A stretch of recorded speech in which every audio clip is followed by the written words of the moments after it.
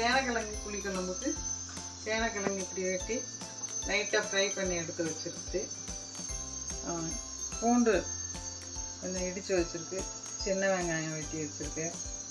தக்காளி ஒரு சின்ன தக்காளி ஒன்று, புளி சின்ன எலுமிச்சம்பழம் சைஸு ஊற வச்சு கரைச்சி வச்சுருக்கு. இந்த பொடி பார்த்திங்கன்னா மஞ்சள் பொடியும் சாம்பார் தூள் ஒரு ஸ்பூனும் மல்லித்தூள் ஒரு ஸ்பூன் எடுத்து வச்சுருக்கு. கருவேப்பிலை, தேங்காய் ஒரு அரை மூடி நைஸாக அரைச்சி வச்சுருக்கு. அப்புறம் உப்பு. இப்போ வானொலி வச்சு நல்லெண்ணெய் விட்டுருக்கேன். கடுகு போட்டுட்டோன்னு இந்த உளுந்தம்பருப்பு, வெந்தயம் மஸ்ட்டு. இப்போ பூண்டு இடுவேன், வெங்காயம்,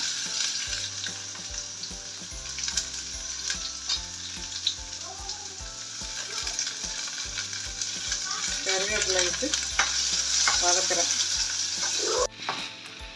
இப்போ வெங்காயம் இவ்வளோ ஃப்ரை ஆனோன்னு தக்காளியை போடணும். கொஞ்சம் உப்பு முதலே போட்டாச்சு. இப்போ நல்லா தக்காளி கொஞ்சம் மசிஞ்சு வரணும். தக்காளி மசிஞ்சு வந்தோடனே பொடியெல்லாம் போடணும். இப்போ வெங்காயம் தக்காளி நல்லா வதங்கிட்டு பொடி போட போகிறோம். இந்த சாம்பார் பொடி, மல்லிப்பொடி ஒவ்வொரு ஸ்பூனும், கொஞ்சம் மஞ்சத்தூள் இடித்து வதக்கிட்டு தேங்காய் நல்லா அரைச்சி வச்சுருக்கு.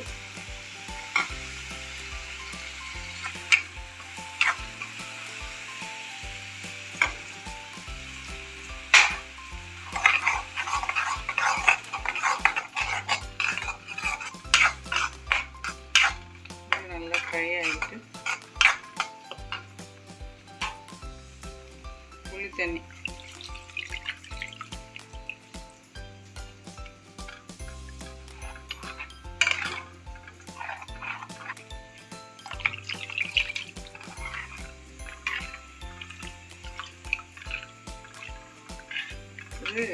கொதி வந்தவுடனே காய் போடணும். இப்போ கொதி வந்தவுடனே இந்த சேனக்கிழங்கு நம்ம போட்டு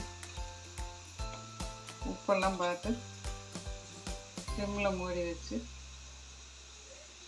இறக்க வேண்டியதான். லாஸ்ட்டில் காட்டுறேன். கொஞ்சம் சர்க்கரை ஒரு அரை ஸ்பூன் போட்டால் நல்லாயிருக்கும். இப்போ நல்லா சிம்மில் வரட்டும்.